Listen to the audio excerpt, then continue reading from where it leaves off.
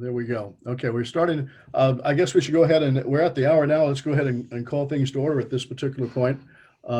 We have got 5 people that are on the panel box for this evening. For those of you that are just joining us, I apologize for that. My reasoning is somewhat selfish. I've had some problems with my computer, and my fear is that I may get knocked off this evening. And if I do, I want to make sure that the others will be able to do so. And hopefully that'll be a methodology for us to do it. And we'll see how that goes. So please let's bear with me as we go through this evening, and hopefully things will be okay as we get through the evening. First, if we may, I'd like to start off with thanking everybody for being here. That's deeply appreciated, especially with all the stuff that's going on, and for participating with us in this particular format. We deeply appreciate that. If we may, I'd like to start with the Pledge of Allegiance. Since we don't really have a flag that's there, and normally we'd be standing for the flag, please forgive me for that. Having that, we'll find some way to get that worked out. But if we may, I will start with that, and those that wish to repeat with me may do so. I pledge allegiance to the flag of the United States of America, and to the republic, to which it stands, one nation, under God, indivisible, with liberty and justice for all. Justice for all. Thank you for that. Appreciate it. Want to remind all of you to make sure that we have your emails. Emails are going to be the major way that we're able to survive through all of this, and make sure that everybody is able to find out about things that are going on. Please make sure that your friends and neighbors have gotten their emails into us as well. They can get over to our website at WHHO.com. That's where most of the information will be available, and that's where you can get on to the webinars that we have and find the logins for those items too. For those who are not members, we ask those to please join and get your friends and neighbors to do so. I know I just had a friend of mine who's buying a house down the street from me, it turns out, and they'll be becoming members fairly soon too. And it'll be exciting to have them joining up. As it turns out, one of the young ladies just was on American Idol, finished 13th on American Idol. So we have new people coming in and out of our group all the time. And it's important because we try to make sure that our community stays up to date with everything that's going on, and we know who's here, and have good people that are going to be able to help support us. Advertisers. We have the newsletter that went out, and please support them. Let them know that you do support them. They are not just part of our community, but part of our organization, and help us a great deal as well. Next month, meeting will be in November. It's scheduled for November the 18th. We'll have Assemblyman Jesse Gabriel with us. We're going to be talking about some things, and actually about one of the items we have for this evening. He was a sponsor of SB 3380, and we will need to talk to him about some of what he intended with that and why. It is an interesting bill, 3308, not 3380. It is an interesting bill. He proposed it. It went through and has been passed and has been signed by the governor. But we'll also talk about other items that are going to go on with the assembly and what things are happening up in Sacramento. As most of you may know, or you'll come to find out, that the state legislature has got a big push on to try to take away local control from us. And we have worked very hard here in the community, especially with developing the local ordinances that we have here. We have spent a great deal of time in the Woodland Center with the 2035 specific plan of coming up with high density and how that's going to be handled here, so we can have more housing available, more commercial available, more places to have some fun, even to putting in a stadium, as you probably know. So we've worked very hard here, and we're a little bit offended the state legislature is trying to take that away from us and end up trying to give us a hard time about that. So we want to talk to our assemblyman and find out what he's going to do to be able to help us and protect us from those things happening. So that's going to be coming up on November the 18th. So pay attention to that. As you well know, we got some propositions coming up. We have, as board members, have not taken formal positions on it, but there's 2 that I want to bring to your attention to make sure that you read them and are up to date on them. One is Proposition 15. This could be the first step to eliminating Proposition 13 for homeowners as well. It's basically dealing with commercial property, but there's a lot who feel that it may be the first step because the state and the proposition people were not able to jump in and do it all at once. We'll see. That may or may not be that, and you may be either for or against that. We leave that to your personal discretion, but please read up on that one to see where we are with it. The other one is Proposition 20. That may be trying to roll back some of the problems we have with Prop 47 and Prop 57 from the past that put a lot of the prisoners they had in the prison system back onto the streets. A lot of problems with that. Again, it's controversial as to which way to go and which way you may or may not support that particular one. But please read up on the propositions. You can find them on the state website. And listen, an informed electorate is a better one. It makes our communities even better and safer. And that's why we have the meeting scheduled for tonight.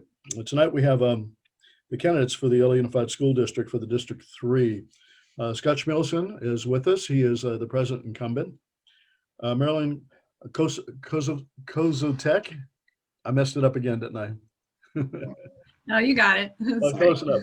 As a result, they have allowed me to refer to them by their first names for this evening because I am tired. It's been a long day for me as well. So it's no disrespect meant to either candidate by referring to their first name. If anyone's offended by that, I apologize ahead of time. One of the things that's of interest, and I mentioned to the candidates early on, a lot of us don't know a lot about the LA Unified School District, what they do, what they're about. I'm still, because I don't have any children that are in school, I don't have a clear understanding of what magnet schools are. What's the difference between the charter school, the magnet school, and the regular schools? Who controls them? Who decides what they're going to do? Whether or not the same teachers from the same unions are there? How they're getting their funding? What does the board member do? What's the control? Who's doing what to whom and why? Those things are unknown to me, and I think there's probably some that don't know it either, and probably others that have got a much better understanding of that. So we're going to go through a number of questions on that. Those of you who may have some questions, you can raise your hands, and we'll see if we're able to do something with taking care of some of those questions. Hopefully, I'll be able to cover most of them. And it's not my desire to dominate on the questioning process, but it's more of a technical difficulty of making sure that we're able to do that without having anybody Zoom bombing us and creating difficulties with things. So at this point, if we can, Scott, if it's all right with you, I'd like to start with Marilyn. The reason for it is just ladies before gentlemen, even though you're the incumbent. Normally that would be the way that it would go. For each of you, I'd like to start with about 3 minutes of your background and some reasons why you're seeking the office. And my question to you is sort of this for both of you. Why should we trust you with our children? Marilyn, you're on. Let's take about 3 minutes or so. Let's go through and let's hear something about you. Well, thank you, John, so much for this opportunity to be here tonight. And thank you to your Homeowners Association for hosting this. These types of moments are so crucial to offer this time for civic engagement. So I'm grateful to have this opportunity to speak to all of you. Yes, I'm Marilyn Koziatek. I'm a candidate for Los Angeles Unified School Board District 3, which encompasses your area for part of it. And there's two things I want you to know about me, and I'll answer your question, John, right off the bat, is why you can trust me. And it's because, look, I'm a mom. I have 2 little boys in 2nd and 4th grade in Los Angeles Unified School District in our neighborhood school across the street from my house. And I'm so proud of them. And I, if elected, I would actually be the only board member that has children in Los Angeles Unified, the board at this moment in time. So for me, this is about, ensuring that we have the voice of a parent on the board to make sure that when we make decisions that impact our kids, I'll be the one that comes home at night and kisses them good night and know that the decision that I made that day is going to impact them as well as all 600,000 of their classmates. The other thing about me is I work at Granada Hills Charter High School, which is a phenomenal school up here in our valley. And there currently during this distance learning time, I am in charge of the tutoring and enrichment department, which is called expanded learning. And it really helps our students get through some of this crushing isolation that they're feeling and helping them achieve academically as well. So I've been working there for 6 years, doing a lot of different types of things, but one of which was developing really strong relationships with the community. Because that's something that's really important to me and will continue to be as a board member. And it's a part of the areas I would like to focus on as a board member. One would be the distance learning itself. Look, we are in the worst public health crisis that we've had in over a century. And my children and many children are going through a very challenging time. So I want to make sure that our distance learning is high quality for all kids. The other thing is building really strong relationships with our community and our parents. I feel like our parents do not have a strong enough voice when it comes to the decisions with our kids, and our communities don't have a strong enough voice. There's too much power in downtown Los Angeles. And I'm a San Fernando Valley parent, and I want the decisions closest to our kids when it comes to budget, when it comes to policy. And then the third thing that I'm really passionate about when it comes to the board and the decisions we make is about being really future focused. I am a tech savvy person. I am focused on the workforce of tomorrow. You know, when my son graduates from high school, will be the year 2031. I think about that year. I think about the kids that are going to, how we're preparing them for the future. So I want to make sure that our school district is really equipping kids for what's coming next and making sure that that is always on the forefront, that vision for the future. I'm endorsed by Los Angeles Daily News because of my budgetary expertise. The budget is really important to me, both as a taxpayer and as a mom, because I want those dollars spent closest to the kids inside the classroom. So for me, that's a really important aspect. And to answer your question, John, too, about what the board does, the buck literally stops with the board, because that is who approves the budget. And I've also been active in our community in lots of different civic engagement and lots of leadership, but notably the Valley Industry Commerce Association. I chair the education committee because I am passionate, again, about the workforce development and making sure that our schools and our community and our businesses, everybody's working together to really elevate our students. Well, thank you very much for that. And by the way, you're right on time. I appreciate that as well. I do, we're used to this. I got you on that. Scott, why should we trust you with our kids? So you've had this trust position for a period of time. Why should we trust you now with our kids? I'm going to tell you about me, and you'll find out why. So hello, everyone. My name is Scott Schmerelson, and I want to thank you, the Woodland Hills Homeowners Association, for arranging this event, and I appreciate also being here. So I currently serve on the LAUSD Board of Education for District 3 in the Northwest and Central San Fernando Valley, and I am running for re-election. So I have been a lifelong educator for almost 40 years. My career began as a high school Spanish teacher. I served as a middle school counselor, an assistant principal, and finally as a principal for many years. I retired as the principal of Johnny Cochran Middle School in South Los Angeles after 10 years of leadership that significantly improved test scores, a deteriorated physical plant, and the morale of students, parents, and teachers. So my accomplishments on the board include facilitating parent participation in the IEP process for kids with special needs, and establishing an early screening and intervention for students with dyslexia.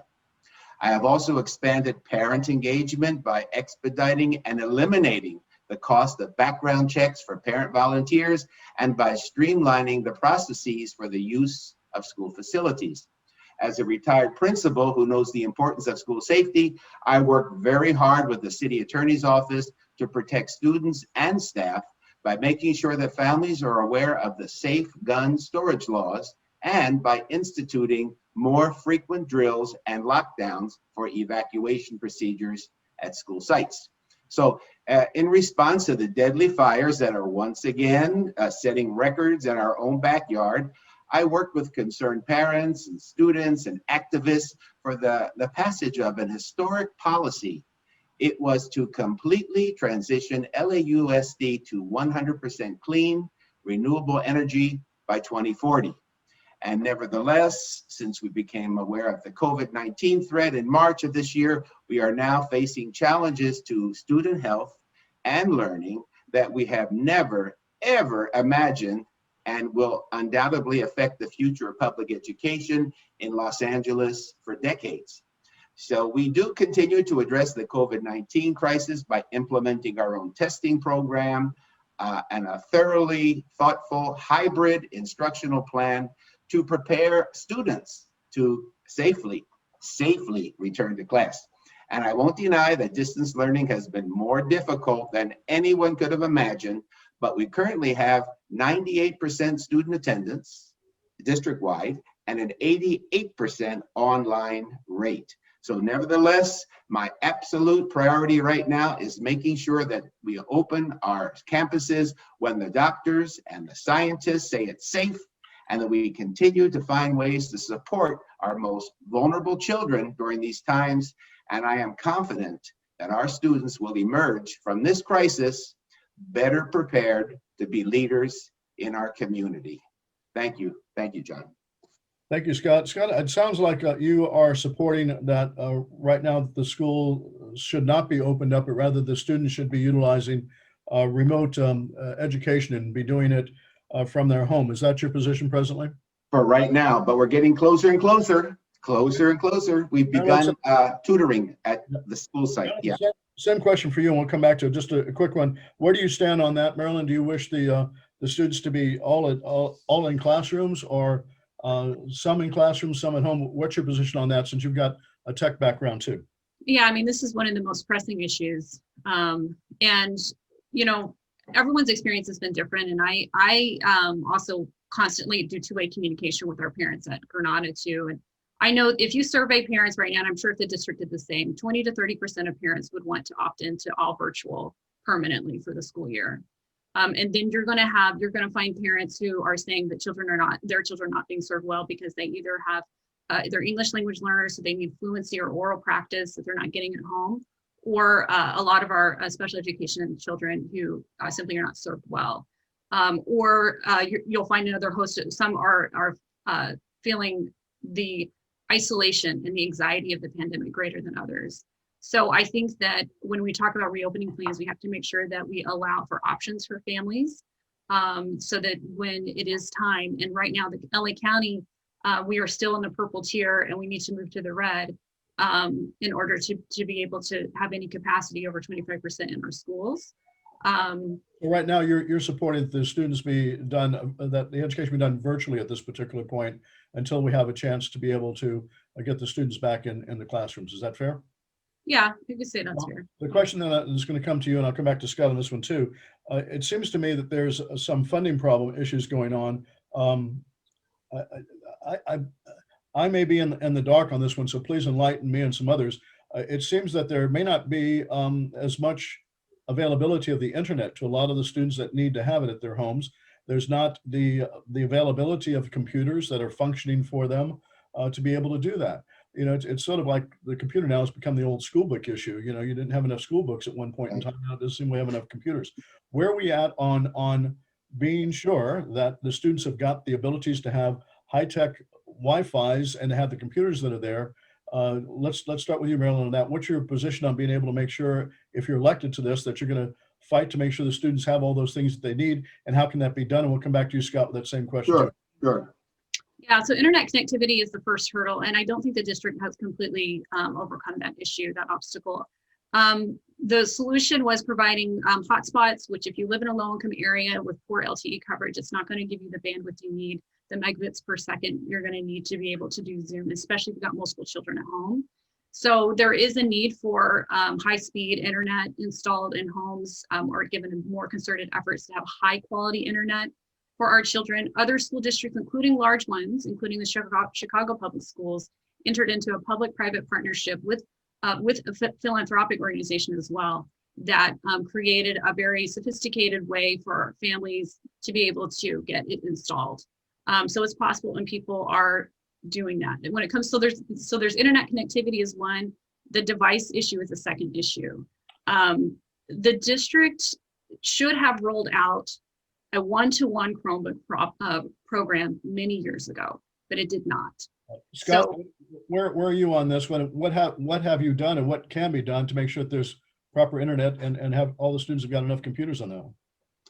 My turn. Are you talking to me, Yes, John? Yes, oh, sure. Let me just add before I answer that parents who decide that their children will not go back to school, even when we officially return, will still be entitled to have virtual instruction till the end of the year. So we're not forcing anybody to go back, just so you know that.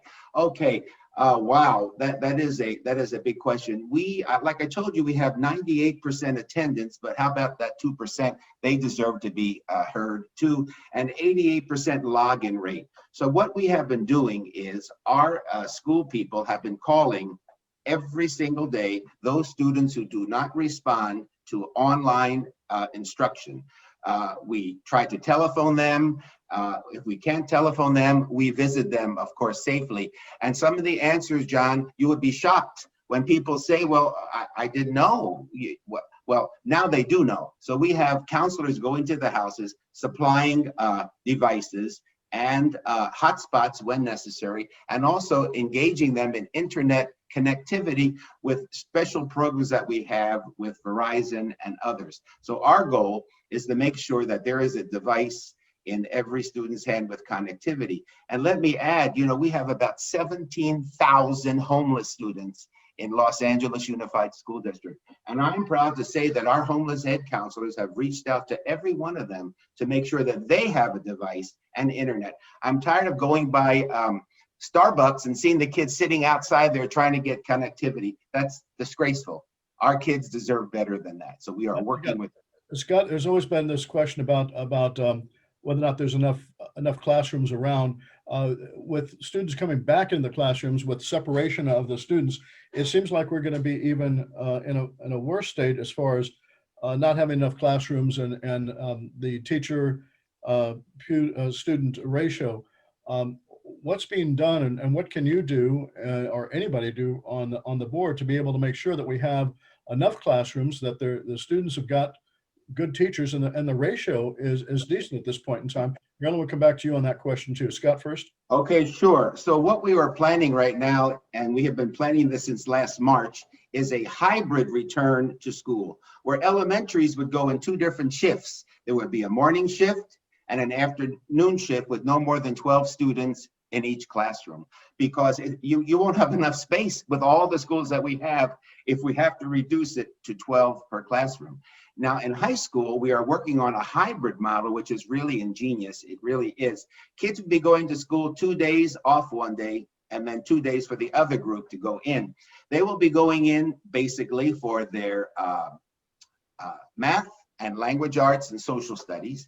And at home, the other days when they are home, they will be working virtually on their electives, on sciences and foreign languages. We're working on that. It's a hybrid program where students, high school students and middle school students will be kept in pods of 12. They will not move. They will stay in that room and the teachers will move to come and Thank you for that, Scott. Marilyn, what do you think about that? How's that working as far as you're concerned? I mean, sounds exciting. It's news, right? I mean, this district hasn't been very transparent on its planning process for any sort of the hybrid models. I would like to see a little bit more parent engagement or opportunity to provide feedback, as well as local input from the local school sites, because like even if we use the distance learning schedule as an example, there's a one size fits all that they did for the whole district. And sometimes it's simply not going to work for different school sites or different communities, or certain things weren't thought of. Like for instance, when they did the lunch breaks, they put kindergarten at a different time than, first and up. So if you're a mom at home with kids and you've got a kindergartner eating lunch differently than her first or second grader, it creates chaos at home. And it would have just been a really helpful to have like a parent to be able to weigh in on those schedules and say, look, that doesn't work. Criticism about the plans that Scott is talking about is that there's not really been enough input from the general public on that. They've just kind of decided arbitrarily what's going to go on, and they're doing it too quickly, too fast, without enough background. Is that your criticism? That would, yes, in summary, it's specifically parents, Yeah. specifically Scott, parents, as well as local school sites. Well, you have a response to that, Scott? sure. I would have to disagree with Marilyn. I have never attended so many town halls meetings with the public. I have local district 3, board district 3 rather, which is local district Northeast and local district Northwest. I can't tell you how many town hall meetings we had with parents calling in, asking questions and having their questions answered by the staff at the local district. So I don't know why somebody would say it's not transparent. You may not agree with it, and you have your chance to talk about it, but all the ideas have been presented over and over. Every time a new idea comes off, we have a town hall. So it's not hidden. Marilyn, any comments to that? Well, I mean, I think town halls is only one form of communication. I think there's actually many. And for working parents, we don't have a lot of time right now. My husband and I both work full time, and I know that we're in the boat with a lot of people. So I'm asking for things like digital communication, being able to respond electronically. And I think town halls too, it's just, we don't have space in our schedules for it. And sometimes my kids don't get off from distance learning till like 5 or 6 o'clock at night. Well, if you're elected, how would you change that with your district of trying to make sure that there is a transparency with the people in your district? How would you change that if you're elected? Well, I have a parent engagement model that I use at the school that I work at currently, which is we do a lot of texting. Parents are, like I said, very busy. We use mobile technology because it translates into any language. It's to hundreds of language based on your mobile phone. And we ask questions that are not full of jargon. So for instance, we'll say, are you happy with our school this week? And then if they say yes, there's this avalanche of praise for our teachers. If they say no, it gives us our areas of growth. We need to simplify some of our processes. How often are you going to participate in this and reaching out to the community to get their input to it? And I'll come back to you, Scott, with that one too. We do it every 2 weeks. Every 2 weeks. Yeah. Scott, there's always been this criticism, I think, of the board generally that there's not been this outreach. What do you plan to do if you're elected to be reaching out more to the community to make sure that there's that input and we can see what's going on and have Sure. Sure. Let me tell you, I am the chairperson of the Parent Involvement and Engagement Committee at the board. So we have been working on this since, oh my goodness, for the last 2 years on connecting with parents. We also have at schools these people are terribly underutilized, and those are our parent community reps. I meet with them monthly to hear what they have to say. They are the voice of their school to the community. And they have their meetings too with parents in the community. So it's not only the town halls from our local districts, it's also parent reps having meetings with parents. And I believe that we are communicating better and better each day. During COVID, everything is new to us, but the communication is improving. It really is. And we are hearing parents and we are responding. Do you think, Scott, that these temporary classrooms, these virtual classrooms, is something that's here to stay for a long time, to where we're finding that there's actually some benefit out of this, to where it's helping to relieve some of the congestion issues and what have you, to where no matter what, with COVID coming away and what have you, that it will still be utilized to some degree to be able to assist in the educational process? And if so, how do you see that happening? And Marilyn, we'll come back to your vision on that one too after Scott. It's so funny you say that, because we are always trying to reduce class size. But man, oh man, I didn't want to reduce class size by having a COVID epidemic. But we have a chance now to see how much instruction can happen when you have a smaller class size. And I think that we are going to be looking more and more to reducing the number of kids in the classrooms and having these models of in school and out of school, virtual, asynchronous and synchronous learning. It's a good lesson for us to see how kids will be learning with smaller class sizes. Marilyn, how do you feel about that? What's your thought about that? Yeah, I'm excited by your question, John, because this is a part of this whole process. If we could take this moment to reimagine our public education system and take the bright spots and models of excellence that are working to become long-term solutions, then this would be an excellent idea. And like I mentioned earlier, 20 to 30% of families are not really interested in sending their children back. And one of it is because this has been an empowering, effective process for them to do high quality at-home learning supported by their family.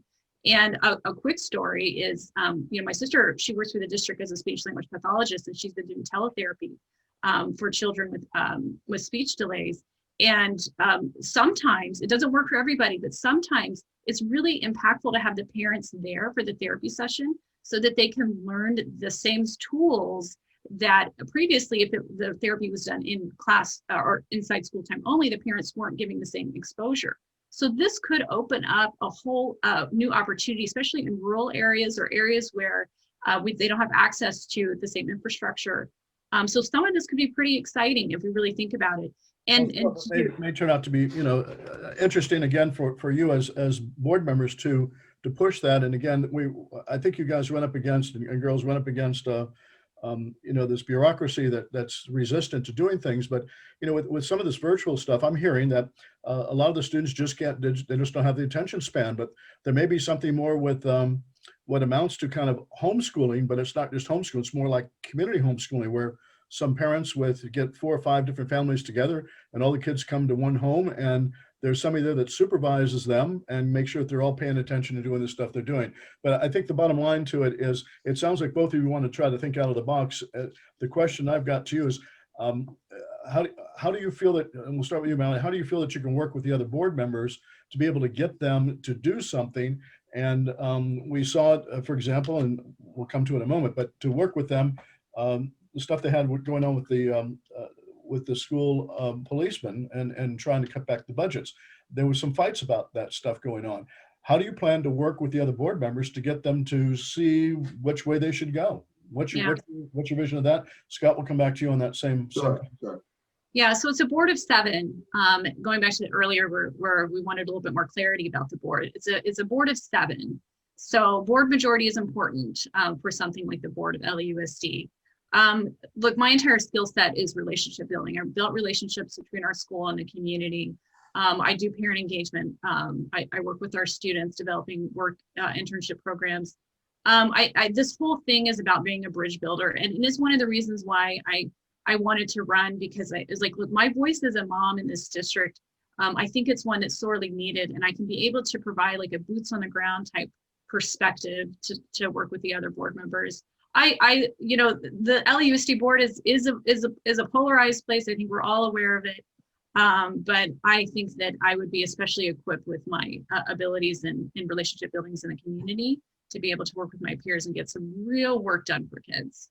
Scott, how are things working with you with the rest of the board members? That's got to be well, a task. yeah. Let me tell you, Marilyn mentioned about trying to get to a decision with other board members. If you do not have the 4 votes, nothing happens. Okay. Without a board majority vote, things don't happen. So it's very important to be able to hear your other board members' points of view. You may not agree with all of them, but you can always come together to a decision. And I was criticized once before by saying, well, why didn't you change that? And I said, well, I have to tell you again that we are 7 members of a board, and I have no vote on my own. I can push something and try to influence my friends on the board to do that, but you must have 4 votes to do anything on the board. And it's very important that you can meet some way halfway to agree, and that's very, very difficult. Well, Scott, let's talk about a specific had to do with the defunding of the school police. I understand it was a bit of a contentious issue on that one. First of all, where do you stand on your position to defund the police, and what does that really mean, and what's the practical result of that? Marilyn will come to you on that one too. But Scott, where did you stand on that one, and what's the end result? John, I absolutely support school police. I absolutely support safety, and that's why I passed the safe gun storage law. This idea, I hate to say it's a fad. I don't want to say it's a fad, but there's this movement that's going on that I think my board members did not carefully think out about safety at school. Now, I was a principal, an assistant principal. I need to tell you, the same level that I hold instructional excellence, I hold for school safety. Without school safety, you cannot have decent instruction. And I am very much in favor of our school police. They are so different. They are models for other police departments in working with students. They always say that, there's an emergency, you can always call let's say a social worker or a counselor over. Well, let me tell you, at my school, we all carried walkie-talkies. If there was an emergency in the classroom and I ran over there, guess who else was there? The school police person, the psychologist, and the counselor. We work as a team. School police is just a magnificent group of people that we cannot do without. Just a quick one then too, since you were opposed to reducing it, how the heck did the school board end up voting to reduce the funding for that? Remember, we talked about 4 votes? Your voice was not heard, is the bottom line. Oh, I tried, I pleaded, I explained, I did whatever I could, but I'm telling you, when you have 4 votes, that's it. Okay, Marilyn, where do you stand on the defunding of the police for the schools and the effect on that? Yeah, so I mean, this issue arose to the board level because of an awareness of systemic racism within our public institutions, which is, in all fairness, needs to be examined because there is data that shows that children of color and children with special needs do have higher rates of discipline. And I think that's where this idea of school resource officers and discipline needs some very careful examination. But there's another role of school police, which is the safety and security of our staff. And so I am a school site professional. I work at a comprehensive high school with nearly 5,000 students. And I can tell you there's issues, there's threats almost on a daily basis that includes cyberbullying, and it includes guns and weapons violence threats. And it does take very skilled professionals and the school resource officers that work on a lot of high school campuses. They have received very specialized training on these issues, more so than LAPD would ever have. So I think there is some value, and we need to be able to examine this issue.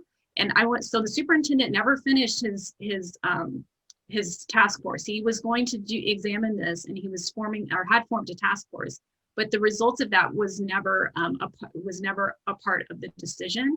So I think that this was such an important issue that it really, the superintendent should have been given the opportunity to be able to collect data and present it to the board, and he wasn't. It sounds like that you're in favor of taking some of the funding that's presently for the police and splitting it off to where you're utilizing some different resources to attack a different issue than what might be just strictly a safety issue to prevent people from coming in and hurting the students or students hurting the staff. Is that it, that we're looking at changing the role by bringing other individuals in and using some of those monies for that other purpose?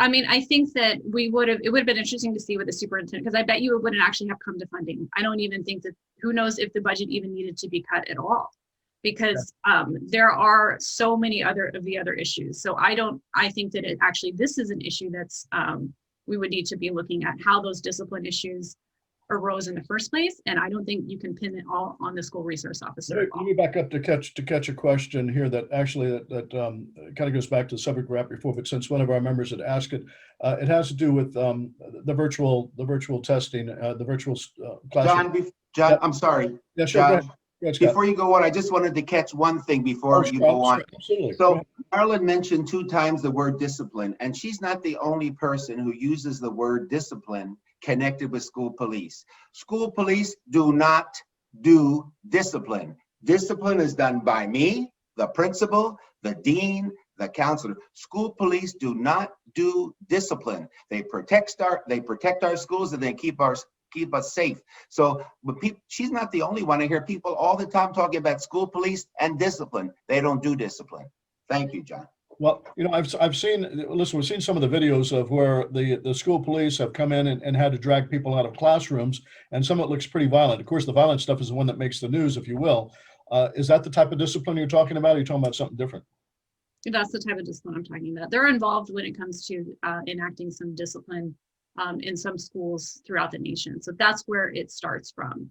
But that's why I think we would examine the process to really find out exactly the facts and the data on that. And again, John, let me just add, Marilyn, I'm sorry, but I don't consider that discipline. Discipline is something, I guess I've been in school 40 years. Discipline is something else. That's a safety factor. But anyway, I'll let it go. Back to the virtual classrooms. How do you make sure the students are going to be able to handle their labs and being able to do the lab stuff they need to do? And secondly, what do you do with, the parents have to go to work. They got to go doing stuff. You got kids that are staying home unsupervised in a lot of the homes now at this point when they shouldn't be there, and they're being left to their own devices at that stage. How is as we go forward through all of this, what's being done now by LA Unified School District to make sure those 2 things are happening? You can do the proper labs, the proper stuff, but also the parents are being taken care of. So, I mean, I would love to weigh on this because I think that the board needs to, because they provide daycare for employees currently at LAUSD, but students are not able, families of students are not able to access the daycare. And I can tell you it is a oppressive issue for a lot of our communities because there is a severe lack of affordable daycare in our communities. That's a pre-existing problem before COVID-19. Well, as a board member, what would you do to help with that problem? Expand the on-site staff daycare to be open to students. So the students themselves would be able to have, I'm a little bit confused by that. You're saying that the students would be able to have daycare there as well? Yeah, so the students would be able to have adults supervise their online learning at a school site. So it's what the staff are experiencing currently. So this is a post-COVID type of concept where we're not being limited from that. It's just that they're going to be on site. So you would still utilize the virtual classroom, but actually in the classroom where the teachers basically are being done virtually. Do you feel that there's a chance of being able to have better teachers to where you can find, for example, one teacher in LA Unified School District that happens to be the whiz kid of teaching algebra, and that particular person comes in and teaches everybody that particular methodology and does it virtually? Is that sort of what your thinking is? So, I mean, I don't think the district's moving towards that at the current moment, but you did actually just hit on one of the tenets of blended learning. Blended learning has been in existence for over 10 years, and that is actually a model that is used where, like a student, like for instance, take AP Computer Science, a very difficult subject to staff to actually have qualified teachers teach. So in a blended learning model, which is both online and in person, students are able to access an AP Computer Science class, even though this teacher isn't at their particular school. So that is a possible innovative practice. But I think currently they're looking at existing teachers that have moved basically their existing curriculum into an online format just to try to get us through the pandemic. Scott, do you think we have enough qualified teachers that really know what the heck they're doing at this point in time? And is the teacher pupil ratio where it should be? Yes, let me answer another question that you asked earlier about labs. Go ahead. It's kind of hard to do virtual labs. I mean, even the college students go in for their labs and they don't go to online, the rest is online learning. So one of my ideas is to have the kids who have lab sciences go back a certain day during the week to be able to do those lab sciences in person. Another idea I like that you said about that fantastic teacher who is the best math teacher around, that person should be the one, in my opinion, who should be doing the visual learning for distance learning rather, for various groups of kids. I mean, that's the person who you really need, who is not face-to-face with you in the classroom, but actually can make you understand what's happening with distance learning. So do we have enough qualified teachers? I believe we do. What's going to happen is when we have classes of 12 in the school, and we have classes of maybe 20 at home, there's going to be a secondary teacher in that group who will be observing the visual, I keep saying that, the virtual learning of the kids at home, as well as working with the teacher, observing the children in the classroom. You also asked one more thing, I just want to answer that too. Right now, LAUSD teachers and employees, once they're tested and once they're negative, they can go to the school site. Their children have to be tested, their own kids have to be tested and negative, and then we have childcare for them for free at the school site. Now, would I love to have it for everybody? You bet I would. I'd love to have it for everybody. We have something called Beyond the Bell. Beyond the Bell, they're the greatest people I have ever met in my entire life. They're the ones who set up all these programs after school and on weekends, and they're the ones who are taking care of our kids. It's the largest child care program in the United States that's free. Educate me on this. Let's go to Marilyn on this one. We'll come back to you, Scott, too. Sure. I understand there's a bit of a rift between the LA Unified School District Teachers Union and teacher evaluations and making sure that we have the best teachers that are around. Are you aware that there's a rift between them and some kind of tension about the teacher evaluations on that? Marilyn, let's start with you. I mean, when it comes to teacher evaluations and the collective bargaining agreement, I would think that would not be an issue. I would think that you would want good evaluations of teachers. And I think, I mean, at the school I work for, which is a UTLA campus, we have a collective bargaining agreement with UTLA with our own chapter. Teacher evaluations are done. And, we have high quality instruction with really robust professional development. So I think it could work. I'm not aware of a rift. So if there is a rift, I think that perhaps we should put our heads together and make sure that we're thinking about our kids and making sure they have really high quality instruction. There should never be an excuse for not having high quality instruction for our students. There's kind of a controversy or rift between the teachers union and this evaluation process. Well, what I think you're referring to is there are certain points of dispute with the teachers and the district in that when children come into a school that they're measured for how much they have progressed from the time in your class and let's say to the end of the semester without having any factors about the kids coming into the school, what learning problems they may have had before. And so the biggest problem is this value added where teachers feel that they should be judged on the learning and the teaching that they do with the kids and not being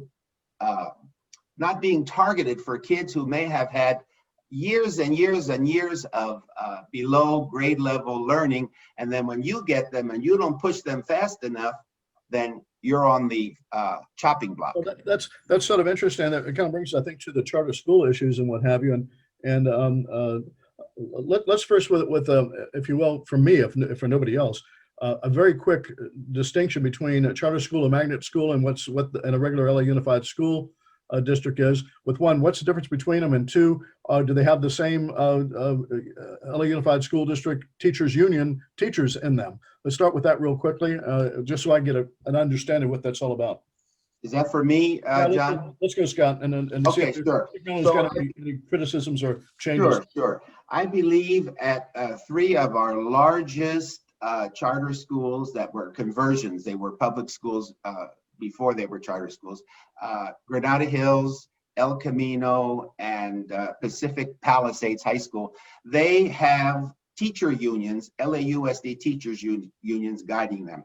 But the other charter schools are not unionized as far as LAUSD unions in those schools. So they have a different system of being evaluated by their administrators. So what's the difference between a magnet and a traditional school and a charter? Well, I am a big proponent of neighborhood schools. I just feel that our neighborhood schools are underutilized, and I am fighting all the time to have services, wraparound services, so that people don't have to leave their neighborhood to go to another school. Everything they need is at that school, except if they have special desires.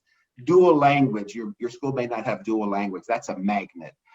Performing arts, that's a magnet. So you may have to go to another school. You may have to be driven by your parents. Many times there's bus transportation. I was the principal of Lawrence Middle School in Chatsworth, and I helped to begin the highly gifted magnet program at Lawrence. So we had actually 2 schools on the same campus, worked out very well. So magnet, traditional, and charter is run by, not by the LAUSD, but run by different charter agencies. Okay. Marilyn, any comments on that as to further clarifications, or are we on the same page here?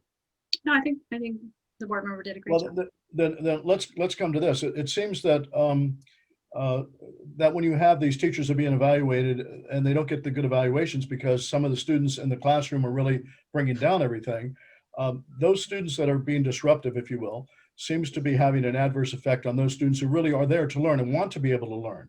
Why shouldn't it be that those students who are unable to learn in the environment that they're in, for whatever reason, not be able to have vouchers or be able to have a charter school or have some other methodology to get out of that particular environment and get to another environment where they actually can learn? And is there a structure for that? What would you support for those students that need to have that new environment? Marilyn, start with you and we'll come back to Scott on that. So the district does pay for that, non-public school options. When the district is not able to accommodate a student with special needs, the district will pay for them to go to private school. That is currently in existence and does happen. And properly? I'm sorry? You think that's working properly? Well, I honestly think that when we start talking about serving all children and their needs, this is the reason why you hear that term wraparound services so much. is because there's some new methodologies and new ways of approaching some of the obstacles that keep kids from learning. But the reality is that I talk to a lot of parents and they feel like they've been treated as adversaries when it comes to this. That's what is called due process, where it's like you cannot meet an agreement with the district on what is best for your kids. And so the district will very quickly settle and get the kids to go to other options. So I think this is about, this would actually, a way to solve this would actually be to streamline delivery of services, to create a better training for all staff on what special education is and what the IDEA, which is the federal mandate on serving kids in the least restrictive environment. And so creating a more inclusive environment in our schools through really targeted professional development. And in the meantime, we've got to serve kids. There can never be an excuse. Our kids deserve the very best at all times, period, full stop, nothing else. So if this is what the process it has in place to make sure kids are served well, then the district has to keep paying that check. Scott, what do you think? What do you think about that? What do you think about that? Yeah, John, let me mention to you, I think that LAUSD has a program for every single child in the district. I mean, we have everything from mild to moderate, special ed to moderate to severe. When I first came on the board, and Marilyn mentioned due process, and I'm glad she did. When I first came on the board, my very first year, they were trying to close all these special ed centers in the Valley. And why were they trying to close these special ed centers? Well, they were too expensive and they wanted the kids to go to the regular schools and be handled there, but also give some modifications to these traditional schools. Well, John, have you ever been to one of my special ed centers? These are the most severely handicapped children in the district. They have the most fantastic services there. Full-time nurse, full-time therapist, full-time everything for these kids, and these kids really progress. Well, when I first got on the board, they wouldn't allow the parents to choose one of these centers. They said, you want it, then go to due process, sue us. That's no way to treat parents. That is no way to treat parents. So we ended that. The special ed centers are still there. In fact, we've increased the grade levels in special ed centers, really important. That's special ed, John. But let me just tell you about regular ed. I was a teacher too. You can't teach the same way to all your kids of 30 kids in a classroom. We have differentiated learning. I was the Spanish teacher. You think that all the kids got it at the same time? That's not what a good teacher does. A good teacher groups, and a good teacher differentiates instruction in the same classroom. Is it easy? No, it's not easy, but it's done. Well, we have these situations too. Again, I was talking with Marilyn about the disruptive students and the students that really can't learn. Are you in favor of charter schools where a community can come back and take control of what they want to do in their own local community? Are you in favor of charter schools or not in favor of charter schools, and why on either position? Well, I really don't know what the question about disruptive students and charter schools in the same breath has to do, but no, am I in favor of charter schools? Absolutely.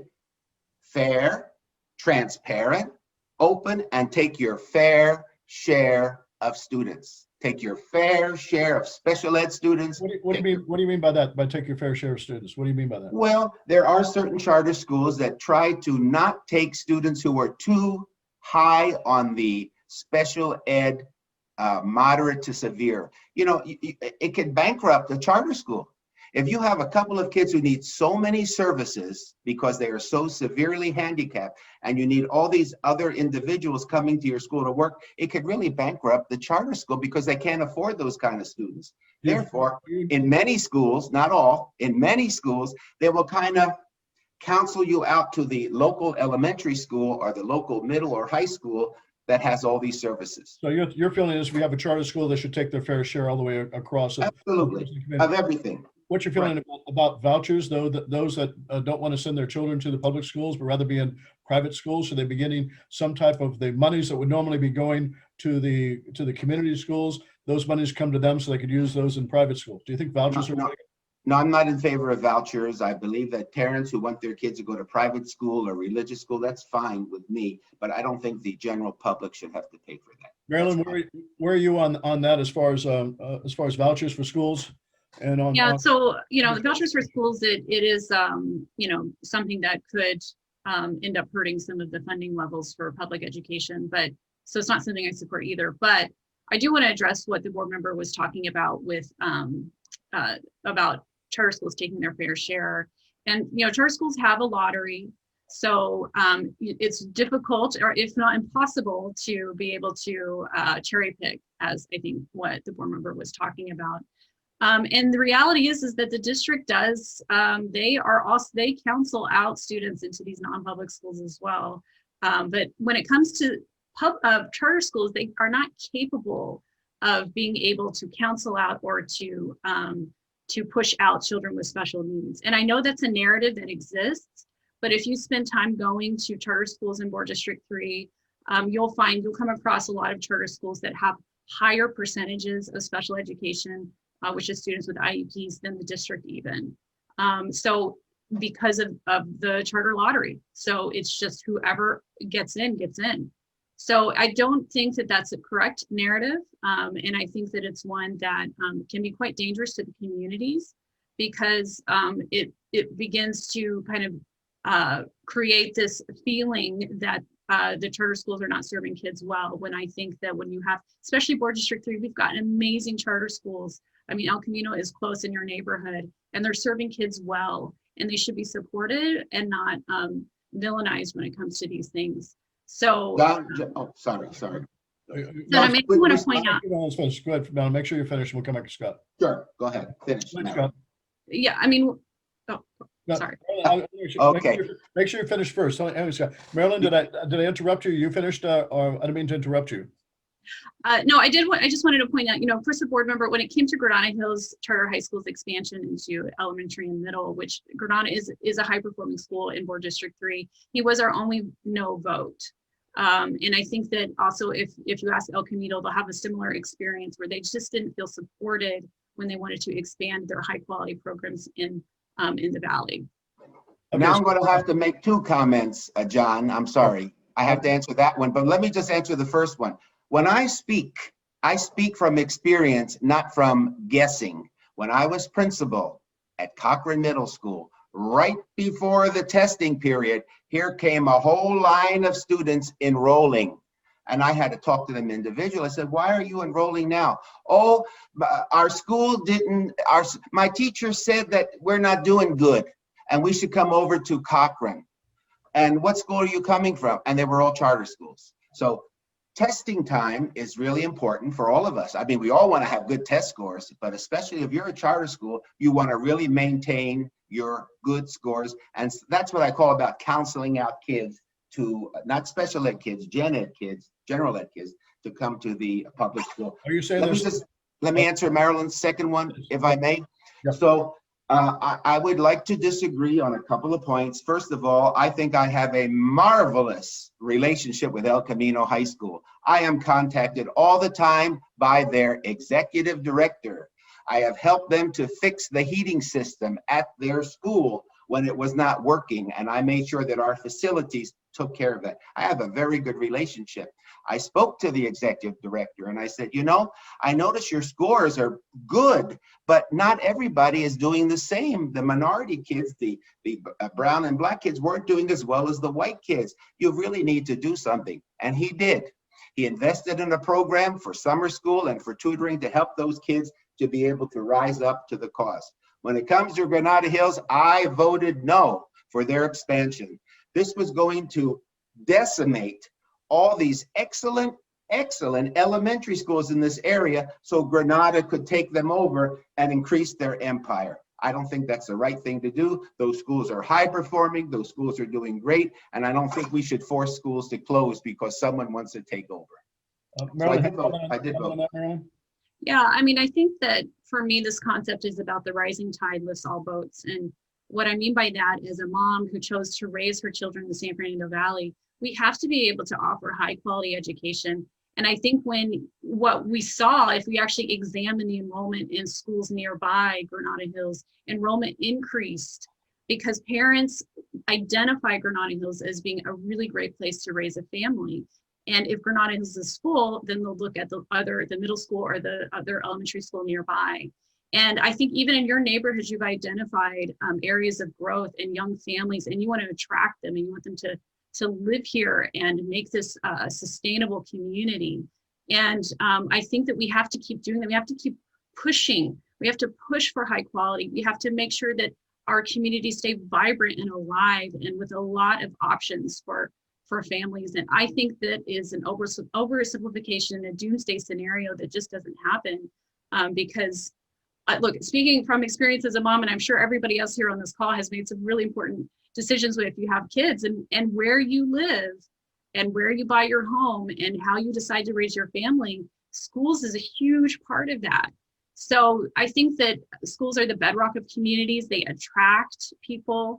And I think it's exciting when we have such a vibrant and amazing growth in our communities, and it's something that should be celebrated. Yeah, well, this dichotomy of the charter schools, magnet schools, and the regular schools, you mentioned before about there being the drain on some of the finances that can have going on. Are there a couple of areas that you think that the financial waste is LA Unified School District using their monies the way that they should use it, or is there a lot of waste going on? What's your opinion on that, and what's the biggest areas of waste that you're seeing, if any? Is that for me or for? For you first. Got to get it next after that. Sure. Yeah. So this is a huge reason why I'm running. Look, our downtown Los Angeles bureaucracy is a waste. It has consumed so many resources that belong to our local schools and closest to the classroom. And I would love to be able to see, look, the local school site generates revenue for the district. So those children that attend a local school site has a certain amount of revenue assigned to each of those kids. And then it becomes this mysterious funnel that goes off into Los Angeles Unified District, into Beaudry, that people like myself, moms and dads like me, we cannot see. There's no transparency as far as how is it that you're constantly saying that you're broke. You're constantly saying the second largest school district in the nation never has it. My son's teacher, she asks, she can't, we have to buy crayons for the class. There's always a need that there's not enough money. And to me, it's like, well, it has to be funneled off into this bureaucratic waste. And if we actually did have the board pushing the district to be able to provide a transparent budget, we would find that. And one of the reasons why I believe that is because of the school I work for, where we do have the ability to see our school site budget, we operate in the black. We've never, ever had a deficit, and we pay our teachers 13% higher than the school district. So our teachers are well paid, we retain excellent talent, and yet we are able to remain in the black and provide high quality education, a lot of opportunities for kids. And I want to see the district do the same for all students. We're going to stay on this issue on some others. Let's hear about from Scott on this one, then we'll come back with some more on that particular area as well. Scott, Yeah, I really resent the idea that there is no transparency at LAUSD. You can call up any school in the district and see their finances and what they're spending on and what they receive. So there is absolute transparency. Now, I don't know who Marilyn thinks takes care of 600,000 students when it comes to ordering supplies, feeding the kids, and all these other things, invoices, payable. I'm telling you, there has to be an organization that does this. They're not functioning. They're not funneling money out of the schools. There is a need to have, for a massive organization like this, the things to run smoothly and flow smoothly. There is plenty of transportation. Every school has a school site council. They decide how the money is going to spend. They decide that. They decide, do I want to have another custodian? Do I want to have more supplies? Do I want another copy room? It's all made transparently and openly. Scott, you got 600,000 students. What's the budget for LA Unified School District? 8 billion, más o menos. I'm sorry? 8 billion, yeah. That's with a B, right? B as in bueno. Yes. So if we start looking at that, I think that would come down to about a little bit over $100,000 per student per year. Does that sound about right? I'd have to calculate that, but we do have to pay for 600,000, and we got 8 billion. I think we're down to roughly about $100,000 plus per student at that stage. Where that seems like that's a lot of money that's going places where some of the students just don't have books and what have you. Is it being siphoned off to where I'm hearing these stories that there's so much of it goes off to retirement benefit programs to where those budgets are really not being utilized for the students at all. They're going for past things that have happened, not for present and future things. So you shouldn't say that not every student has a textbook or a book, because that's incorrect. That's why we have the Williams Agreement that we check every single year to make sure all kids have all the things that they need. And I agree one thing, I hate when parents are asked to bring in paper towels. I hate when parents are asked to bring in Kleenex. It's so demeaning. These are things that the school should be buying themselves. And that's one thing that the council at the school should decide on. But yes, there is a big payoff for retirees. I'm one of them. These people have worked with the district for their lives, and that's one of the reasons they came into education, to work for the kids. They knew they were getting a lower salary than they could get in private industry, but they stayed a teacher. I remember giving back money to the district when the district was really in bad financial states. We had to pay back every month a portion of our salary to help the district. So we do it, and we deserve the respect and the pension that we get. This kicks me over to another one that's kind of Can I just say something really quick? Please, Marilyn, absolutely. Yeah, so I mean, I obviously am very aware of overhead expenses and how, you know, you need to have a functioning corporation that, you know, is providing payroll and, you know, purchasing and all of those things. But I think the problem with the district is that it never right-sized. We know that the district is in a declining enrollment. And if you look at the private sector or other areas where, for instance, if you're talking about overhead expenses, sometimes you could do, if you have like an entity like that, you'll do a percentage of revenue, right? So a corporate is going to charge 10% of your revenue, and then that contracts and expands based on the size of your organization. The district doesn't look at anything like that. They have this top-heavy, very stagnant organization. So it's the same size as it was back in the 2000s when the enrollment was greater. So that's what I'm talking about. It's about, look, the number one priority always and forever is going to be to make sure that our school sites, our classrooms are well fed and our kids are served well. And if there's too much money going to a downtown bureaucracy, then that's a problem. And that's what I'm talking about. Well, we've got presently coming up on this ballot, Proposition RR for some $7 billion, back to a big, some $7 billion at this particular point. That's for infrastructure now, not for students or for teachers. And one of the things that's, I think, is griping to some of the people I've talked to is going, wait a minute, it's being advertised it's supposed to be taking care of the ADA stuff. ADA's been around for 30 some odd years, maybe longer than that at this point. Some of the asbestos stuff being taken care of as well. We've known about the asbestos since back in the earthquakes of the 90s. Why hasn't all this stuff already been taken care of with all the monies we're already given you? Why do you need to come back now and want another $7 billion, which I think is coming out to something like $22 for every $100,000 of assessed value of us homeowners? Where do you stand on RR? Do you support it? Are you opposed to it, and why? And Scott, we'll come back to you on that one too. Okay, all right. Let's go to Marilyn first on that, since we have that. Marilyn, where are you on that one? No, I support Measure RR, and it's, and it's a continuation of a tax, so it's not an increase, it's a continuation. But I support it because our campuses are in disrepair, and I think we've identified that our facilities, very aging facilities, need some significant improvements, and I think they've even earmarked some of it for technology, which is obviously a need that we've identified that we were not meeting before. I think that when it comes to ensuring that the dollars are spent, I think we need really good accountability. There's a Citizens Oversight Committee, as well as we need to just be very careful about the use of those funds. Because as you've just said, why on earth does it take so many billions of billions to make sure that our schools are constantly in a place where they can actually serve kids? So I think that's going to be the key to this, is accountability. And that's what, the board has to be able to hold the district accountable for this stuff. I grow weary of it, the same as you, same as anybody on this call, where it's like, it seems like it's this constant, it's like we're constantly drowning. We're like, we can't get our heads above water. And to me, this is about not really having fierce enough leadership, not enough accountability to be like, look, when we say enough is enough, it's enough. And I just, and there's new construction too that it's earmarked for that. And there's certain things, if we get to it later, about early ed centers, and I'm passionate about, we have to make sure that we're providing new as well as constantly fixing the old. So those types of things. In a second too. Scott, where are you on? Okay. RR? Yeah, I support RR. I support RR also. There is still $50 million of funded facility work in the district. 70% of our schools are more than 50 years old.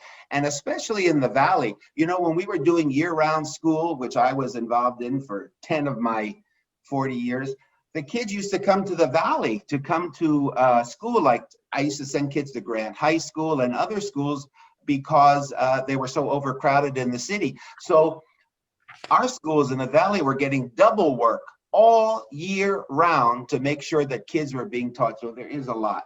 So, what RR really does, as Marilyn mentioned, it extends the repayment for all of the LAUSD bonds for 4 years. And it doesn't increase the rate of taxes. In fact, as the older bonds are being sold off, the tax rate will go down. That's what will happen. Let's talk about some of the monies being used for new schools and new school facilities, and come back to something that we've talked about before in when we've had you out here with us before. As you know, there's about 5 schools that are out here in this area that are either not being utilized at all or basically just are blank properties. We've got the Highlander, the Oso, Collins, the Hughes, and the Platte Ranch properties. My first question, to make it very quick and very simple, do you still, Scott, pledge that you will support that those properties be utilized for educational purposes? Yes, all right, I do. Marilyn, we'll come back for follow-up. But Marilyn, where do you stand? Will you pledge that you'll utilize those properties for educational purposes as well? Yes, passionately, yes. All right, Scott, let's come back to you then on that one. As you know, that there's when we have developments that are coming in out here, that the developers have to pay fees to offset the problems with LA Unified School District and the impact they're going to have on the school. So there's a whole bunch of funds that come in at this point in time. Those funds presently do not stay out here. They go back downtown and they get utilized in other locations. Will both of you support the fact of trying to utilize whatever means you've got to make sure that whatever funds we're able to get from the new developments that be coming out of the Warner Center, what have you, that those funds will stay here in this district to be able to be utilized for new construction or for new schools? Because we're going to probably have another 10,000 students coming out here in the pretty quickly in the next 10 years probably. We need some schools to be able to do it. Oso's right there next to the Warner Center location to it. Will you support the fact of keeping those funds here so we get some new schools here to be able to take care of the growth we're going to have in the future? Scott, you first, then we'll come back to you, Marilyn. Yes, I pledge that. And I just want you to know one more thing, John. I don't go forward with anything without consulting the community. You know how much time I spent on Highlander. I am telling you, we spent time and time again. I think I was able to get that dilapidated, awful building knocked down, taken away. The eyesore was gone. I worked with the community. We're going to get a fence. You want a fence? Yes, a fence, no offense. We make sure that the grass is mown and everything else is taken care of to make it look decent. Who wants to look at it at a building that's been closed for 30 years? So I do always consider my my neighborhoods. Will you work to keep those fees coming from the developers here in this district? So we yes, sir. Yes, sir. Marilyn, where are you on that? Yes, I do commit, and I will explain how I will convince the superintendent and the rest of the board to agree with me. Because look, if we invest in communities that are growing, right, again, it generates revenue for the district. If we're able to have a high population growth in a certain segment of the district, so that revenue generation itself. So if we invest those development fees into the same community that's growing, it actually will benefit the entire district because of the continuous revenue that will be generated by the new school sites. So it's a win-win. Well, it would seem to me that, and Scott, let me come back to you in particular, because I sat with you at a meeting with you and Nick over what's to be done with these schools over here. And there was a resistance that was going on to saying, listen, we already have enough schools. We don't want to build any new schools. We have seats around the place. Let's bus these kids to other locations. Whereas from us out here in this community, we're seeing this explosion that we're allowing to go on in the Warner Center area with huge densities coming up. And in the future, we'll have a lot more students coming in as well. It seems right if we were to start now with planning for, like on the Oso property, to put up a new school at that location and start early, that we'd be ahead of the game at this point in time. And that would be a good use of the monies, and especially if some of the RR monies. Do you agree, disagree? And would you be willing to utilize some of those HH monies to facilitate that? Okay, let me make a point with you. I remember having those meetings with you, and I remember discussing with you that at this time, there was not a need to build an elementary school on any of those sites because we had enough seats to accommodate elementary kids to do that. Well, but Scott, those were in other areas. Those were areas where the people have to be bused off to other locations. Nothing right in the center of Warner Center. Oso's right next to that development that's going to be going on. Well, I'm not going to get away with this by saying that Oso is not in my district, but nevertheless, I mean, I represent the whole district. I brought this information to our facilities division, and so you're saying that there probably are enough elementary seats. You just don't want people bused to a different school when they live in a different area. Is that what you're saying? That doesn't make any sense to me. If we have the abilities to do it, we have the funds that are coming in from the developers. The developers want it too, and we got the facility that's right there to do it. And as you know, we're going to come to this in questions again. There's a movement to do something with that blank property other than utilizing it for schools. So why are you not, and why is the board not supporting the fact of let's take those monies and take some of the monies coming from the developers, the double R funds, and let's start getting ahead of this game and put something on the drawing board to get some schools locally here at this point. You're making a good point, but when I go back and I talk to the facilities division and demographics, they say a elementary school is not needed at this time, but I certainly will go back and talk about your idea of not having to bus kids in the valley, even though it's pretty close, not busing kids in the valley. This is their philosophy right now, not an elementary school. I'm just telling you. Here's the difference on it, Scott, and I'm not going to let you get away that quickly on it. And this goes for Marilyn too. If you forgive the expression, which I've got to find a better one, you're supposed to be driving the bus, not the facilities people driving the bus. You're the board members that are directing what's going to be done. And what seems to be the case is you guys are listening to other people telling you what to do because they happen to be the bean counters and the statistical people. You know, who's speaking for the community that's here with what we want at this particular location? And I think that you need to be able to, as well as Marilyn, if she has the position, to be able to go back and use the bully pulpit to direct what the community wants, not what the bean counters want. Do you agree with that or disagree with that? I agree. And I also need 3 other board members to be on my side to help me to do that. Absolutely. Marilyn, where are you with all this? Yeah, so this is a perfect example as to when downtown Los Angeles cannot make good decisions for our local communities. And again, one of the reasons why I'm running. Look, we built at the school I work for, Granada, we're building a $43 million, 7-acre brand new campus in 3 years. 3 years. And it was done by, and what preceded that was a 2-year process where I personally went to the community with our arborist plans, our traffic studies, our ingress and egress, our fire emergency plans, and presented to the community and say, will you support this? They came back and said, yes. I was floored when I met with some of your subcommittee who is advocating for keeping these properties for educational purposes. And I was like, this is an amazing example of a community that is so passionate about preserving high quality education for their kids. And I love it. So I think that we have to be able to hold the district accountable for some of these decisions that they have literally run the district into the ground because of their short-sightedness.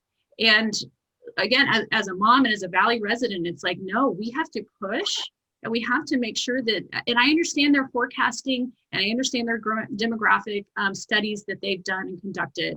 And, but it's like, look, our communities, our kids deserve the very best, and our communities that are growing, because Woodland Hills isn't the only one. There's Porter Ranch, there's others, and we should be able to support that. And if we can, the whole entire system will elevate, the whole entire district, because of this growth in these communities. And it shouldn't be something that's squashed. It should be, we should need to have a champion. You know, John, let me just say, I don't believe we're running the district into the ground. I mean, I hear that all the time, and it's for people who hate LAUSD. They love to say that. I don't know why. We have a $2 billion surplus in our budget right now. And every year that I've been on the board, we've been in the black, not in the red. So I don't like when people say we're running the district into the ground. That is not true. Well, Scott, as far as that always gives me the question of, if you've got that much of a surplus, why do we need a double R to have more money raised? But let's leave that for the moment. You know, listen, if we got in Westfield out here, we're going to have about another 1,400 apartments that are going to come online out here within the next couple of years. So it's taking 5 years basically to get a school built. We have only 25% of those. That's about 300, 400 students that we can expect to have right in the Warner Center in a very complex area that's within about a 4-block radius that's there.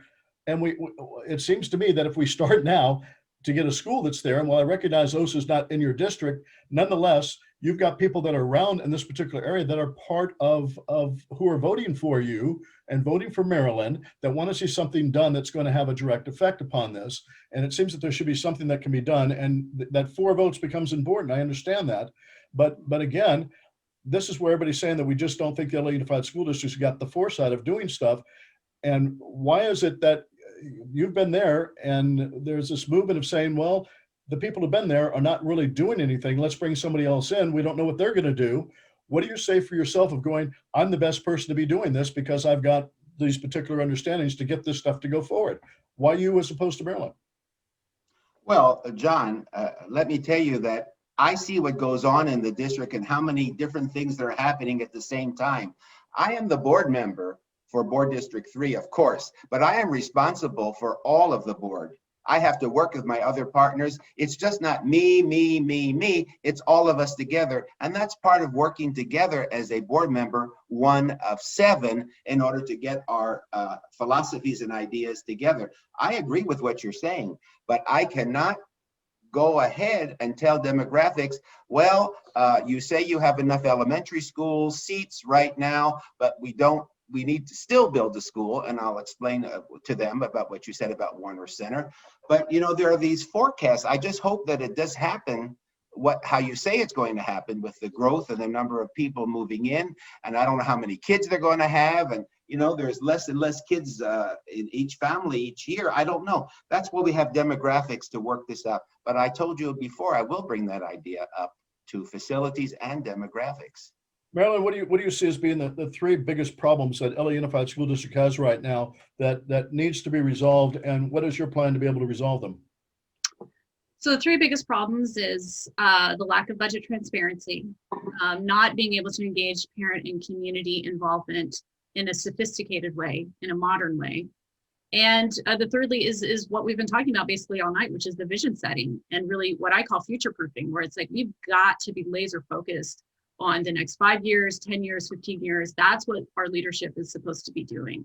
So my plan on all of those areas is, look, we've identified, we talked at the very beginning, what does the board do? Well, there's 3 areas. One is the budget.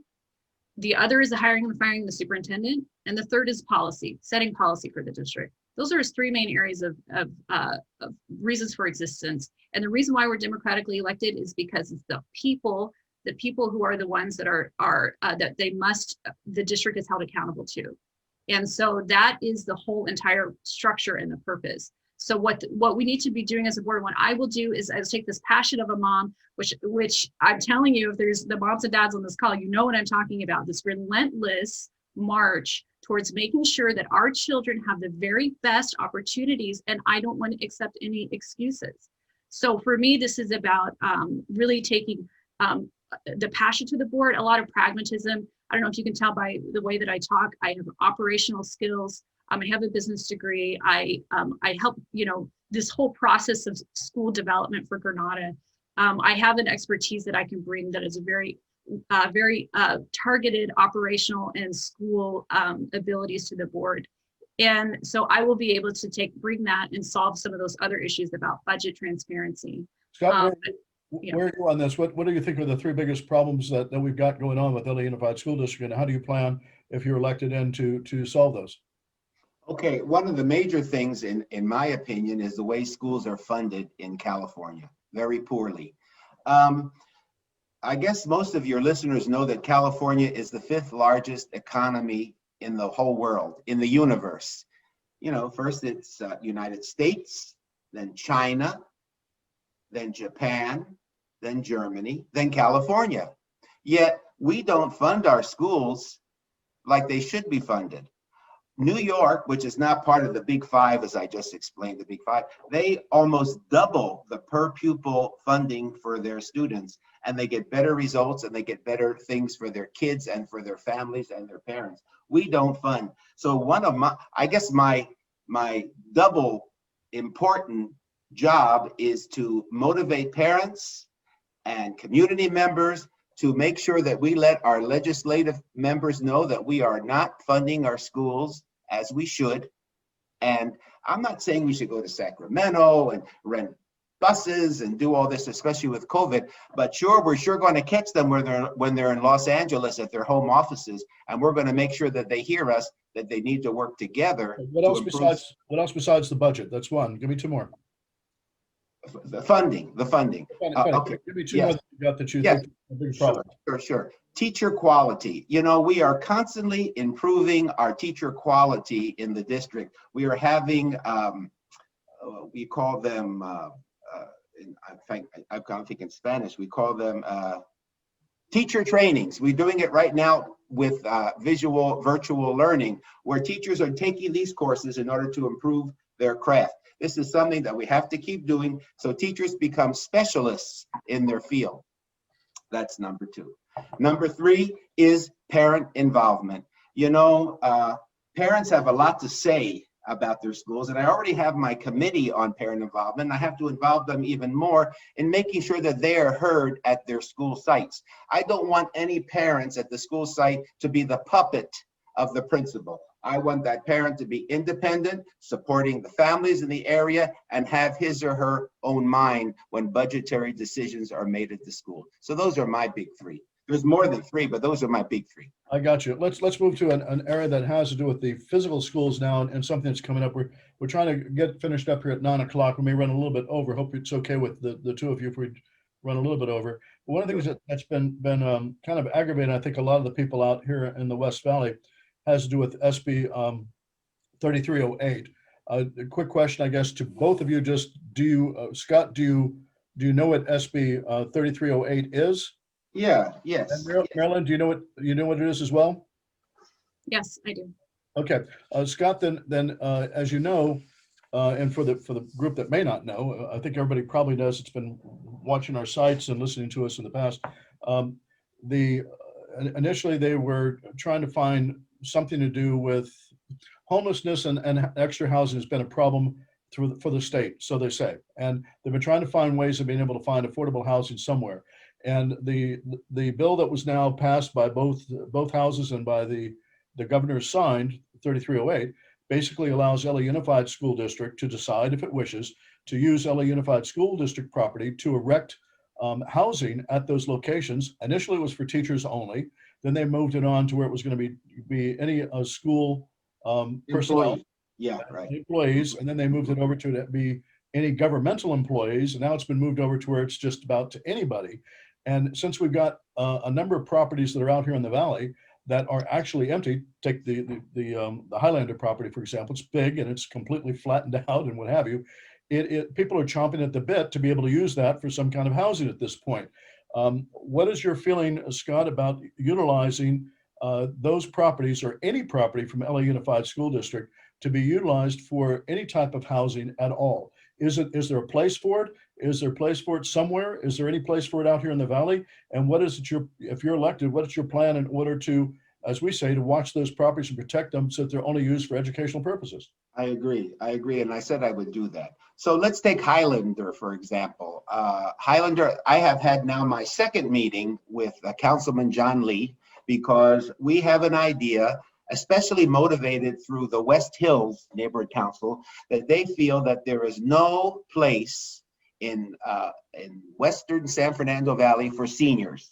There is no senior center. There is no place for seniors to go. And these are the people who have lived in the valley all their lives, paid their taxes, and love to live in the valley. So I have been working with Mr. Lee on a joint use venture with the city of Los Angeles to have a senior center, and also to include an early ed center at the same site. I mean, what's better than have grandparents and little kids together? It backs onto a site, to a park rather, and that is my desire. The community has told me loud and clear, they do not want a secondary school there. They do not want traffic going up and down that street. I understand, I don't live there, but I respect them, and that's their community, and that's something that I will fight for. Let's take Chime. Chime Special Ed, it's a great special ed school, Chime for Special Ed. They are, they try to be at Collins Avenue, which is also not one of my schools, but it's a great place for a school. It really is.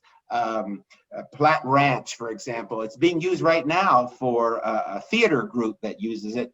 El Camino was parking illegally there, but we stopped them from doing that. But, you know, it's being used, and even the police use that, I believe, for certain trainings that they have. So I certainly believe in housing for employees, but not in the properties that we have talked about, because you have my pledge that they would be for school use. Marilyn, where are you on that issue?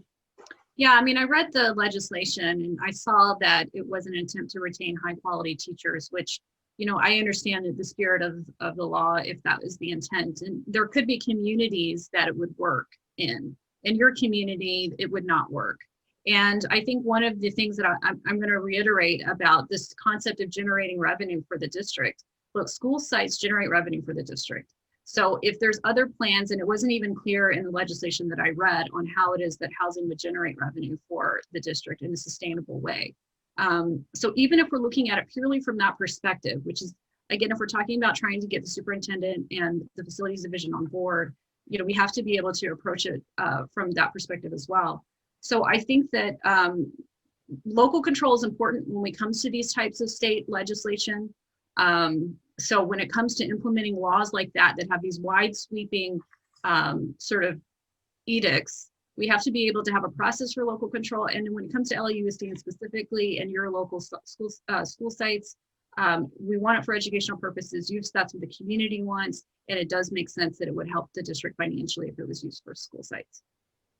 John, let me just add that the law says the following. I know you're a little bit skeptical of this, but I just want to tell you that the law says, and would provide that the school district retains the right to prioritize school district employees over local public employees and other members of the public to occupy this housing. So according to this, we do have the right to insist that they be for school personnel. According to I agree with that. That is a correct reading of it, as my reading too on that, Scott. And the question that comes down to it that's sort of strange, if you will, is we as taxpayers put monies in to have these properties available for schools. And now all of a sudden, the legislature saying, well, let's put up housing on that because we want to have housing someplace. Let's take, for example, again, it sounds like the two of you would oppose this. They're looking for out here in our area to find some place to put these, what our councilman's calling these pallet houses, which they're, you know, little 800 square foot or less and square footage to get some of the people off of the streets so that Judge Carter can get the people off beneath the bottom of the freeways. And they're looking for any place to put them. And they can't put them on private property. Some of the churches have been willing to do it. So where are they going to put them? And we have a property like Oso that sits there that's open. It seems, well, all right, let's go drop these little pallet things on there and just leave it there. Well, once the camel's got its nose underneath the tent, it's pretty hard to get the camel out. And so I think from both you and from Marilyn, whoever's elected has got to watch this area out here and be very vocal about making sure that this is being protected. Otherwise, we're going to lose those properties and lose the future of being able to have schools. Do you agree with that? Absolutely, yes. Absolutely, yes. Marilyn, you agree with that as well? I do, yeah. Okay. Marilyn, let's what question would you like to ask of Scott? We'll finish up with basically that and one more question after that. What question would you like to ask of Scott as to why certain things have happened a certain way and what he should do about it? And Scott, then we'll come back to you with the same. Sure. Marilyn, what would you ask of Scott? Very creative question. You know, I mean, I guess, you know, Scott, you are my board member, you know, and I'm a parent in your district. And I guess I would ask, why is it that the parent committee that you spearhead on the board, I feel like I haven't received any meaningful parent engagement work outside of the webinars and the meetings. I've talked about it, you know, I'm a working mom, so it's hard for me to do those things. So why is it that your parent engagement model doesn't really help me feel valued as a working mom in my child's education? Sure, fair question. I'm just curious if you know who the parent rep at your child's school is. You do. And have you communicated with the parent rep? Have you given her ideas about what you'd like to see happen for parent engagement? That's the first step, to make sure that they get input from other parents in their area. So, you know, yeah. Yeah, that's what I would say. That's my goal, to have a parent rep at every school to be able to communicate. So I guess I want to have, I attend my parent rep meetings in person and now virtually every month. And I will, without mentioning your name, I will mention that I have parents who are interested in knowing how they can be more active with you, parent rep, and I depend on you, parent rep, to make sure you reach out to your school parents and your community. I will do that. I will do that. And Scott, what question would you have for Marilyn and her seeking the positions you presently hold? What's your question to her? Well, I think that Marilyn is a good person. I think that she doesn't have malice in her heart. I don't believe so from what I've seen. Other things have happened in the campaign, you know, with the company that does her flyers and her postcards, and you know, and I've spoken to her about this before, about telling lies all the time, and usually the answer is, well, I don't control, you know, the committee that does that, but boy, I think I would have spoken out and said, you know, this is terrible. This is I would have spoken out and say, this is really terrible to malign people, because I don't think that I have ever personally said nasty things about her personally, and I wouldn't do that anyway. But, and I know we don't control our IEs, you know, I know that, but I don't know. If somebody was saying something like that about her, postcards and sent out and flyer, I would go online and speak up about that it's not the right thing to do. That's what I would say. Marilyn, your response? Yeah, I mean, I have told the board member how disgusted I am about some of this negative campaigning that's happened. And look, both him and me are in this race because look, we're trying to make a case that we're the best ones for the district. But you know, so I have condoned the negative mailers, and the board member also tonight I received a negative mailer about me to my house that has a caricature of me being a puppet. So it's happened on both sides. So I haven't seen that. Okay. It arrived tonight. So okay, I haven't seen that. I apologize for that. I haven't seen that. So, you know, look, I think both of us, we just want to talk about the issues and we want to make the case as to why we are the better candidate. And that's right. And I think we both want to just move past the negativity. I'll agree. Well, let's go ahead and we're after the 9 o'clock hour at this point. Let's finish up then with you guys with your closing, and 2 or 3 minutes worth on that one. I guess the real question is, why would you want this job? I mean, it seems like it's almost a thankless job in a lot of regards to it. Marilyn, you started out first with it. Scott, why don't you go ahead and Sure. Well, you know, I still think that I am the OSB, the original schoolboy. I mean, I just love school. I love anything that has to do with school. And I do believe that I was an effective educator as a teacher and an effective counselor. I love that job too. An effective administrator. And I think I've been an effective school board member also. I work very, very hard to be responsive to the needs and the concerns of my constituents. In fact, I have worked closely with the Woodland Hills Homeowners Association on a number of issues. So my policy decisions are always based on my frequent and intense schedule of school visits to Board District 3 schools, where I still visit and I participate virtually, but there's nothing like being there. And I would be at a school every single day, 2 schools, 3 schools, every single day. I believe also that student-informed decision-making is important, and that's why I have the Student Advisory Council in Board District 3, the only board member who has it, because it's too much work, but it's worth it. I have a representative from every one of my Board District 3 high schools, including my continuation schools and charter schools.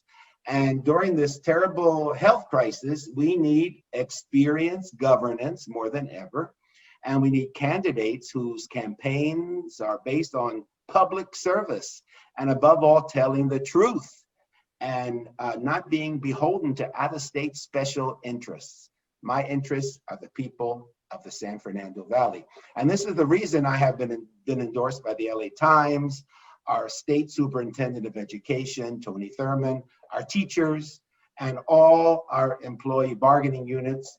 I am also endorsed by most of our elected officials, Planned Parenthood, Sierra Club, LA County Democratic Party, and every single Democratic club in the San Fernando Valley, and also really in the district. So thank you again for inviting me today. I proudly stand on my record of public service, and I hope that you will support my reelection to the LAUSD Board of Education. I'm here for you. Thank you, John. Marilyn, you're up. So why do I want this job? All right, I have 3 reasons for you, John, and for everyone on the call. Look, I am tired of people representing me that are elected that don't have skin in the game. I have skin in the game in that I am an LAUSD parent with children actually in the district. And for me, that is so vital and important because I want to be able to make the decisions that are going to impact my sons and all 600,000 of their classmates because I have their best interests at heart. And I am laser focused, as any parent is, on ensuring high quality, the best opportunities for our kids. And moms and dads, we are unstoppable when it comes to advocating for our children. And I want that ferocity on the board. And my second reason is, look, every organization that I work in excels, and you can see that at Granada where I work. I have a sharp ability to manage finances and budgets and operations that I think the district could sorely use. So I want to be able to bring that track record to the board. And look, let's be honest, it's time for a fresh perspective. It's time, look, if we think the district is going swimmingly and there's nothing left to improve, then I think, you could look at the other candidate. But in my perspective, I think there's improvement. It's time for some fresh perspective and really that focus on the future. I talked about the 2030s already with my son. What about the 2040s and the 2050s? We have to be thinking about that, and we have to be able to innovate and be able to provide a sustainable futures for our kids because they deserve nothing less. So I ask for your vote on or before November 3rd. Well, thank you all for spending time with us tonight, taking away from your time too. And first, I'd like to thank both of you for your service to the community, for being willing to put your neck out there on the line and serving for things and offering your time and your talents for it. That's what makes us quite unique, I think, in a government and in this world. And people need to get out and vote. They need to be informed about what's going on. Those of you who have listened, please make sure that you spread the word as to what your opinions are about individuals, because you've seen them, you've talked to them, you have listened to them. And hopefully I've been able to ask some of the questions that all of you had in your heart. There's some of them I was able to pick up from the questions and answers on this one too. So we get the outsides. And so we certainly want to thank you for that. It's deeply, deeply appreciated. We would hope that whoever's elected, that you will continue to work with the Woodland Hills Homeowners Organization in the future to make sure that we have good schools that are out here, that we can work with the state legislature to keep those funds out here in this location so that we don't have to have children bused all over the place, but rather they'll be able to grow up in an area where they went to school at and able to have good education. And moving forward, we'll see how things are going to transpire because things are different now. It's not the same world that we were in a year ago, and we'll see what happens with it. But we thank you all for being here. Thank you for spending your time with us. For those that have been listening with us, we thank you too as well. Continue to support our organization. Please join in membership and get your neighbors to join us as well. Those numbers help more than what you know. So next meeting will be in November. We're going to have Assemblyman Jesse Gabriel with us. We're going to talk about some of the state legislatures and things that are going to be coming up and the bills that we can expect coming up for next year. We are in major activities are going to go on in Sacramento. This is the only way that we can try to help our community, control our community, is through our representatives. And you've got 2 here that want to serve on the school board to make sure our students are going to be properly educated. And I think that's a good thing for our community too. Thank you all very much. Pleasure being with you for this evening. Everybody, please have a safe and a blessed night, and we will talk again. Thank you much. And John, how about you sticking your neck out and being the leader of this group? It's not easy either. I know it's because I've seen you at the microphone. So thank you for doing your service too to the Woodland Hills homeowners. Really. I appreciate that from you all for sure. It's and true. We all try. We do the little bit we possibly can, and whatever areas we can to make our community better. Good night to you all. Thank you much. Thank Bless you. You too, Shelley and Aaron. Thank you very much. Thank you. Thank you. Appreciate it. Appreciate it. Good night to you. Good night. Good night.